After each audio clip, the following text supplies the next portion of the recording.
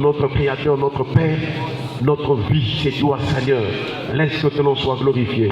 Dans le nom de Jésus, nous avons ainsi prié. Nous disons Amen. Voilà, nous sommes en train de continuer notre thème sur qui est l'Éternel. Et donc, nous sommes en train de voir que l'Éternel est le Dieu Tout-Puissant. Et Dieu nous a conduit donc à voir la vie de Jacob, Abraham, Isaac, Jacob. Comment est-ce que Dieu s'est manifesté dans la vie de ces trois personnes comme le Dieu Tout-Puissant?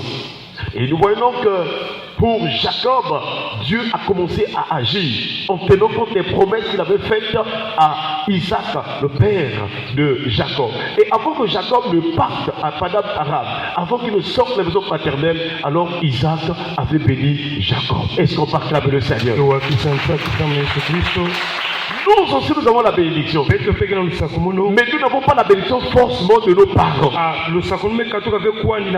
Parce que dans nos familles, il y a des malédictions. Au lieu de bénir, parfois on nous avait maudit. À travers les insultes, à travers toutes sortes de paroles négatives. Mais la bonne nouvelle ce matin, c'est que lorsque tu as reçu Jésus comme Seigneur et Sauveur, Jésus est venu, il a enlevé la malédiction. Il a enlevé la condamnation qui était sur toi. Et il t'a béni. Il t'a béni. Il t'a béni. Est-ce qu'on parle avec le Seigneur? Jacob aussi à son tour, il était avancé en âge. Lui aussi, il a béni ses enfants. Et lui, il avait mis beaucoup d'enfants. Il avait engendré beaucoup d'enfants. Et avant qu'il ne meure, il a libéré la bénédiction prophétique à chaque enfant. Et depuis hier, nous sommes en train de voir la bénédiction que Jacob avait libérée sur Joseph. Nous sommes dans Genèse chapitre 49, verset 25. Genèse 49, le verset 25. Il est écrit: c'est l'œuvre du tout, c'est l'œuvre du Dieu de ton père qui t'aidera. C'est l'œuvre du Tout-Puissant qui te bénira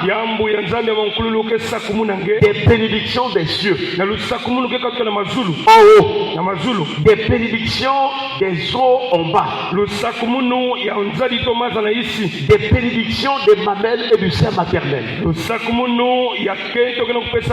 Voilà ce que Jacob est en train de dire à Joseph. Il y a des bénédictions qui viennent d'en haut. Il y a des bénédictions qui viennent sur la terre. Mais il y a des bénédictions qui viennent du sein maternel. Chers frères et sœurs, voilà comment Dieu a prévu les choses. Que lorsque maman met au monde, il doit mettre dans la bénédiction de l'Éternel. Malheureusement, dans certaines familles, au lieu que l'enfant soit béni, quelquefois l'enfant naît avec des malédictions parce que la famille est dans les ténèbres. Mais malgré toutes ces choses, la bonne nouvelle, c'est que Jésus est venu dans ce monde. Oui, chers frères et sœurs, la Bible déclare: Jésus s'est fait malédiction et il acceptait de mourir à la croix.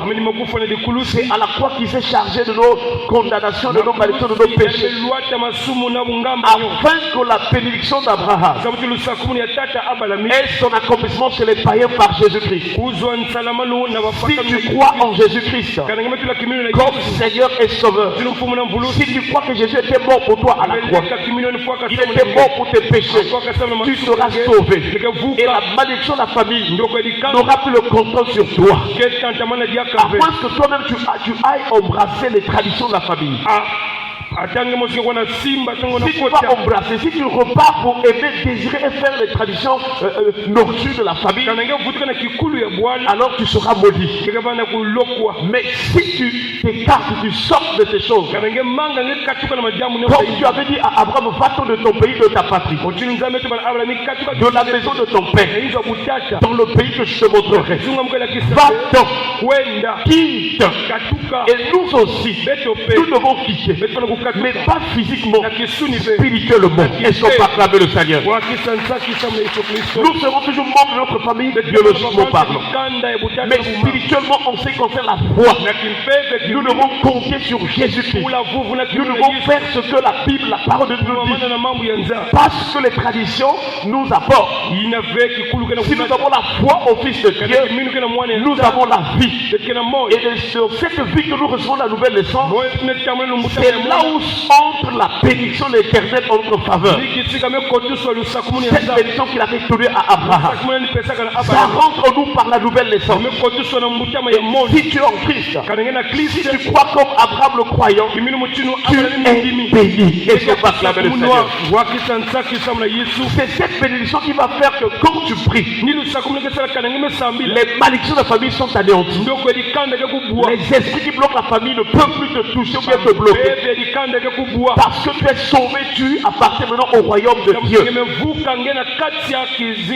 Et donc Jacob a libéré les paroles de bénédiction. Chers frères et sœurs, parmi d'autres paroles aussi il est en train de dire, au verset 22 il dit ceci: Joseph est le rejeton d'un arbre fertile. Joseph est le rejeton d'un arbre. Le rejeton d'un arbre fertile. Près d'une source. Les branches s'élèvent au-dessus de la muraille. Nous avons dit déjà que c'est une bénédiction prophétique. Jacob est en train d'annoncer ce qui va arriver dans la vie de ses enfants. Dans la suite de temps, alors que lui il va partir, il va mourir, mais il déclare les choses qui vont arriver. Nous prions le Seigneur qui nous donne le sens prophétique, qu'il nous donne de voir les choses que les gens ne voient pas encore, qu'il nous donne de voir les choses qui vont arriver.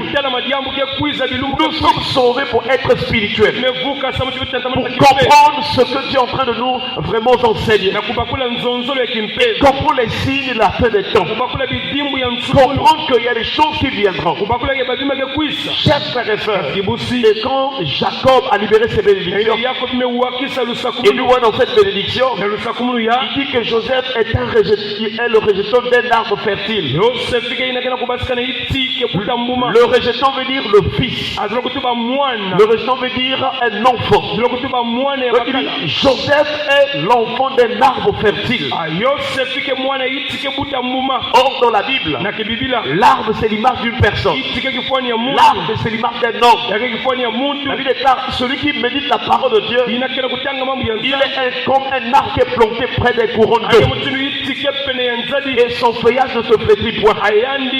Il donne son fruit en sa saison. Est-ce qu'on peut acclamer le Seigneur? L'arbre qui est auprès des eaux, c'est l'image d'un homme qui médite la parole, qui écoute la parole, qui vit la parole de Dieu. C'est une personne qui vit la parole par le Saint-Esprit. Et cette année, nous prions que Dieu nous en donne cette vie-là, de vivre la parole. Car Jésus faisait tout par la parole. Il guérissait les malades par la parole. Il chassait les démons par la parole. Il commandait les choses par la parole. Que cette année soit une année de vie de la parole. Dans la parole de Dieu, il y a l'Esprit de Dieu, il y a la vie de Dieu. Et le Seigneur a dit, les paroles que je vous ai dites sont esprit et vie. Joseph donc est sorti d'un père fertile ou bien fécond. Cette fertilité ou la fécondité, ce n'est autre chose que la bénédiction que Dieu avait libérée à Jacob. Chers frères et sœurs, nous aussi, nous sommes sortis des familles. Malheureusement, de nos familles à la malédiction. Mais gloire soit rendue à Dieu.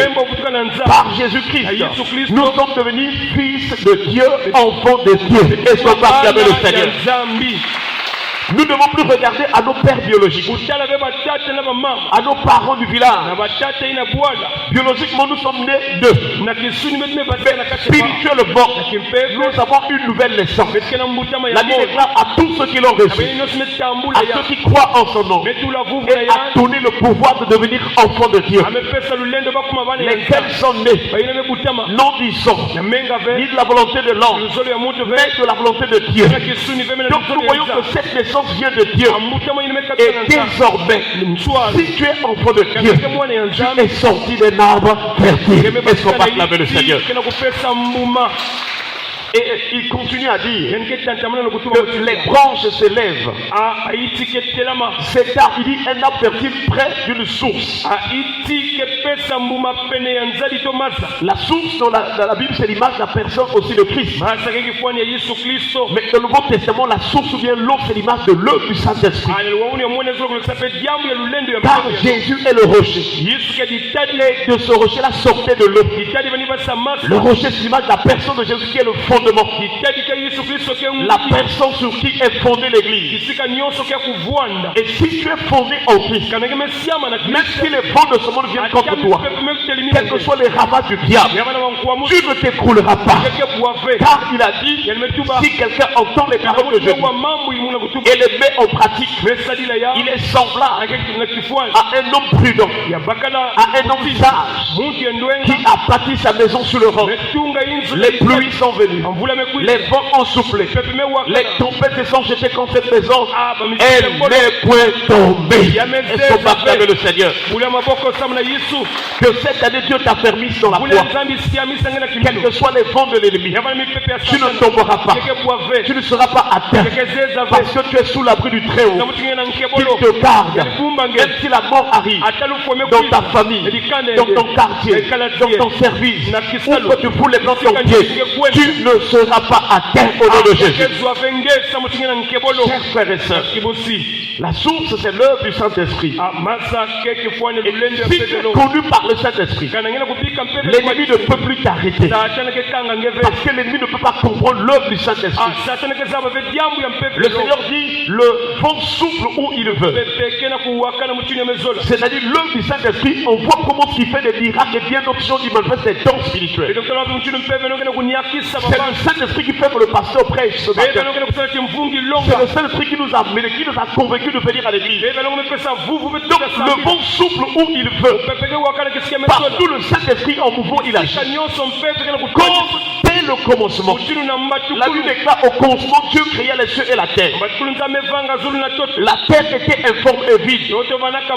Mais l'Esprit de Dieu se mouvait au-dessus des eaux. Est-ce qu'on va acclamer le Seigneur?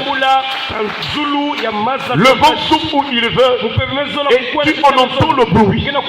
Tu sens, tu vois les œuvres de l'Esprit de Dieu. Mais tu ne sais d'où il vient ni où il va. Donc le diable doit maîtriser l'œuvre du Saint-Esprit. Si tu es connu par le Saint-Esprit, tu vas tourmenter les démons, tu vas détruire les œuvres du diable. Alléluia. Même quand Satan veut venir contre toi, avant qu'il ne vienne, le Saint-Esprit te montrera par des visions et par des songes. Est-ce qu'on va acclamer le Seigneur? Reçois les visions et les songes au nom de Jésus. Que l'Esprit du Seigneur soit avec toi. Et c'est comme ça que nous voyons que Jésus aussi est un rejeton.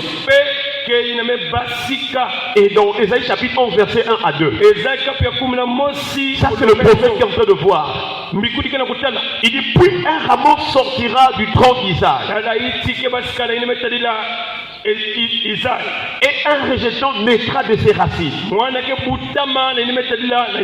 L'Esprit de l'Éternel reposera sur lui. Esprit de sagesse et d'intelligence, esprit de conseil et de force, esprit de connaissance et de crainte de l'Éternel. Et Isaïe a vu comment cela se devait se passer. Il voulait parler que Jésus devait sortir la tribu de Juda.